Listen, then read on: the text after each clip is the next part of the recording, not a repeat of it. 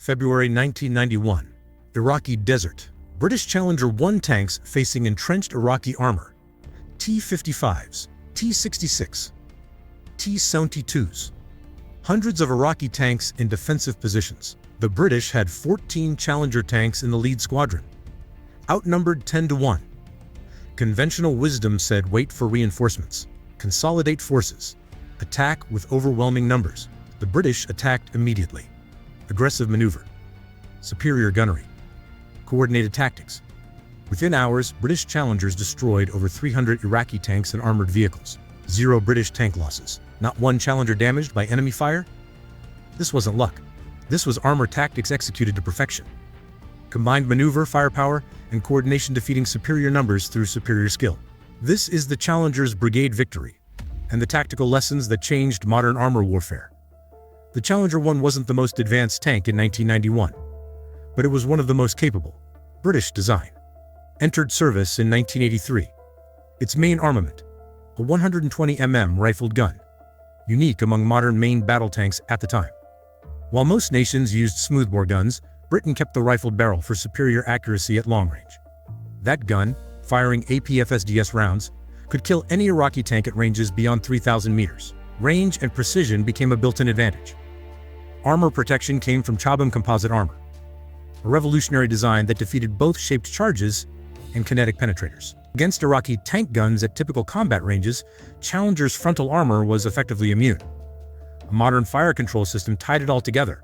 Laser rangefinder, ballistic computer, stabilized gun, and thermal sights. The Challenger could detect targets through dust and smoke, calculate a firing solution, and hit accurately while moving. Iraqi tanks simply didn't have this capability. Power came from a 1,200 horsepower diesel engine. Not the fastest tank on paper, but reliable enough to operate continuously for days. Crew of 4, commander, gunner, loader, driver, highly trained. British tank crews spent months in gunnery training, with a relentless focus on first-round hit probability, speed, and accuracy. The Challenger wasn't invincible, but in the hands of trained British crews, it was devastating. February 26, 1991. Operation Desert Storm. The coalition ground offensive is underway. British 1st Armored Division is advancing into Iraq as part of FI Corps. At the front, the Royal Scots Dragoon Guards, equipped with Challenger 1 tanks. Their mission: breach Iraqi defenses, secure key objectives, and open the way for follow-on forces. Intelligence reports Iraqi Republican Guard positions ahead. Elements of the Medina Division. T-72 tanks. BMP infantry fighting vehicles, entrenched in prepared defensive positions with minefields and obstacles. Iraqi forces outnumber the British significantly. Roughly 200 or more Iraqi tanks against 14 British Challengers in the lead squadron. Additional British units are en route, but hours behind. Conventional doctrine suggests waiting. Consolidate the brigade. Attack with full strength. Minimize risk through overwhelming numbers. British commanders see it differently. Iraqi forces are demoralized. Coalition airstrikes have hammered their command and control. Waiting gives the Iraqis time to reorganize, strengthen their defenses, or even withdraw to new positions. Speed and aggression can exploit Iraqi weakness. Strike before they recover. Hit them before they can coordinate an effective response. The decision is made. Attack immediately with available forces. The lead Challenger squadron, just 14 tanks, will engage an Iraqi brigade with over 200 tanks. Aggressive, risky, but tactically sound, given Iraqi vulnerabilities. British Challengers advanced in formation, not charging blindly. Calculated maneuver, using terrain, maximizing fields of fire while minimizing exposure. Iraqi positions were visible at 3,000 plus meters. Thermal sights on British tanks detected heat signatures through dust and smoke. Laser rangefinders measured exact distances. Fire control computers calculated firing solutions. British doctrine emphasized firing on the move. Don't stop. Don't become a static target. Advance while engaging, maintain momentum. Force the enemy to react rather than allowing them to set the terms of the battle. The first shots are fired at around 3,200 meters, beyond the effective range of most Iraqi tank guns. The Challenger's 120 mm rifled gun is accurate at this distance. Iraqi return fire either falls short or misses entirely. British gunners aim center mass. Each APFSDS round is either a kill or catastrophic damage. Penetrators punch through Iraqi armor, ignite ammunition, and blow turrets off hulls. Iraqi crews attempt to return fire, but their gun systems are outclassed.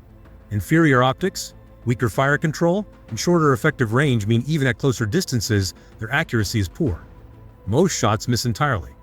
Challengers keep advancing, firing, shifting targets, firing again. One tank reportedly fires over 40 rounds during the engagement, hitting with nearly every shot. Iraqi formations are methodically dismantled. Iraqi infantry resort to anti-tank weapons, RPGs, and wire-guided missiles. They score hits, but Chobham armor absorbs or defeats them. Warheads detonate on the surface, leaving the tank combat effective. British tanks operate as a coordinated unit. Commanders call out high-priority targets. Gunners engage. Loaders work non-stop. Drivers maneuver for better firing angles and protection. Overlapping fields of fire ensure no gaps in coverage. Each tank supports the others. Iraqi forces never managed to establish an effective defense. British range advantage is too great. Accuracy too high. Armor too strong. Iraqi tank crews find themselves in an impossible situation. An enemy striking from beyond their effective range, penetrating their armor with ease, and remaining largely invulnerable in return. Some Iraqi tanks attempt to maneuver, trying to close the distance and bring their guns into effective range. British thermal sights track their movements. As they move, they're exposed and destroyed before they can meaningfully return fire. Other crews choose survival over suicide. They abandon their tanks and flee on foot. Rational, given the circumstances. Staying inside means almost certain death. Running offers at least a small chance. Iraqi command and control breaks down. Battalion and brigade headquarters are either destroyed, cut off, or paralyzed. No coordinated counterattack. No organized withdrawal. Just isolated tanks and vehicles fighting and dying on their own. Within roughly 2 hours, British challengers have destroyed over 100 Iraqi tanks, with dozens more vehicles damaged, abandoned, or captured. The Iraqi defensive line is shattered.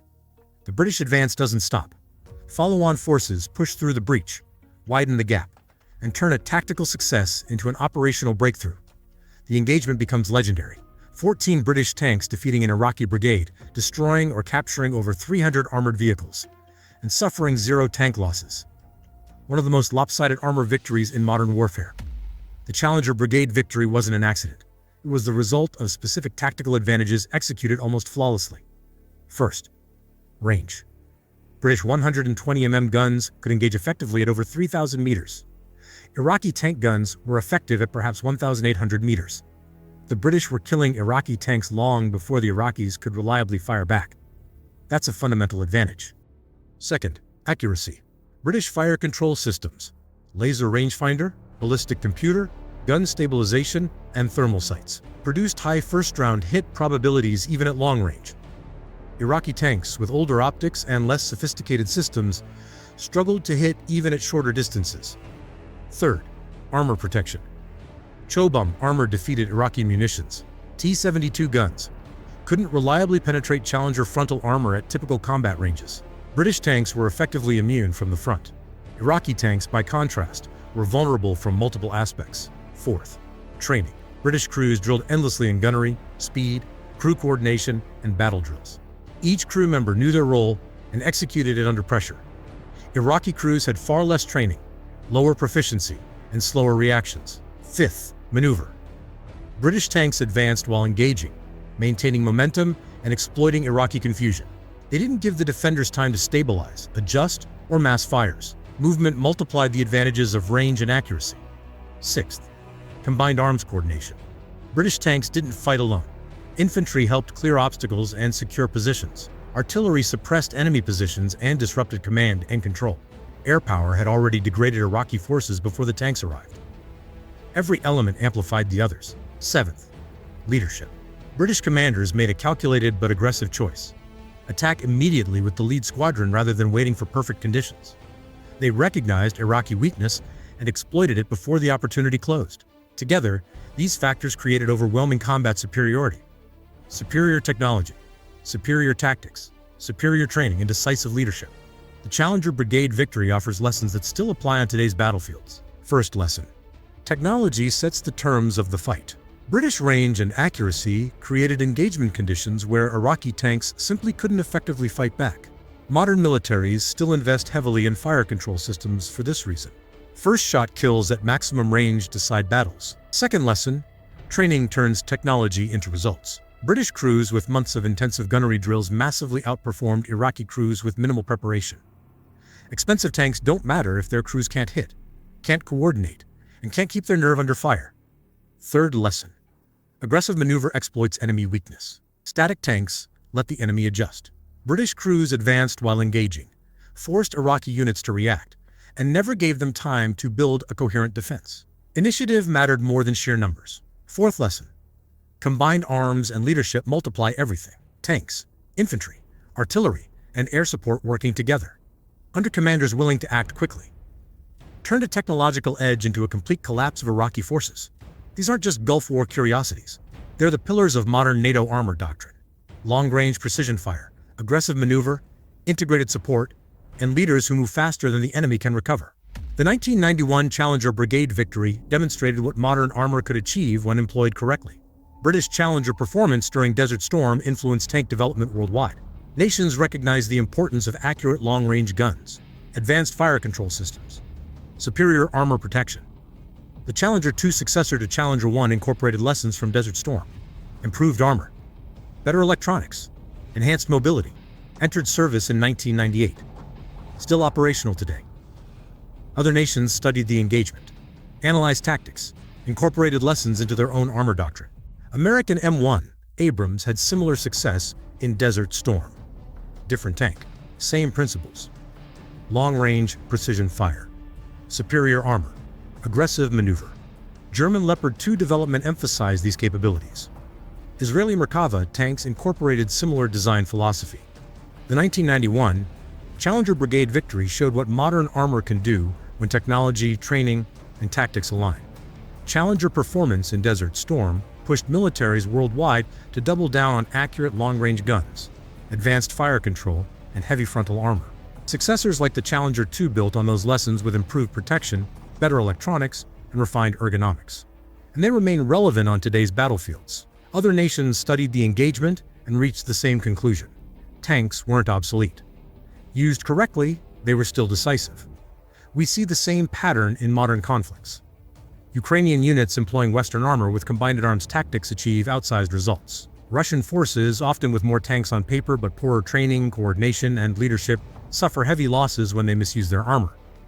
The Challenger Brigade victory became a template: range, accuracy, protection, training, maneuver, combined arms, and leadership, all working together to produce decisive outcomes.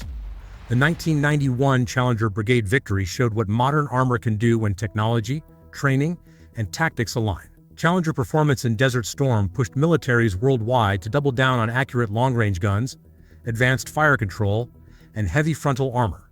Successors like the Challenger 2 built on those lessons with improved protection, better electronics, and refined ergonomics. And they remain relevant on today's battlefields. Other nations studied the engagement and reached the same conclusion. Tanks weren't obsolete. Used correctly, they were still decisive. We see the same pattern in modern conflicts. Ukrainian units employing Western armor with combined arms tactics achieve outsized results. Russian forces, often with more tanks on paper but poorer training, coordination, and leadership, suffer heavy losses when they misuse their armor.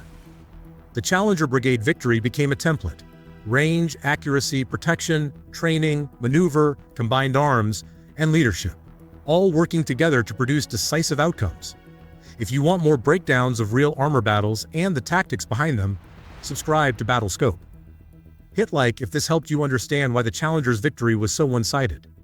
And tell me in the comments, could modern tanks replicate this today? Or has the battlefield changed too much? Thanks for watching. Stay sharp, stay informed, and remember, in armor warfare, first shot advantage often means the only shot needed.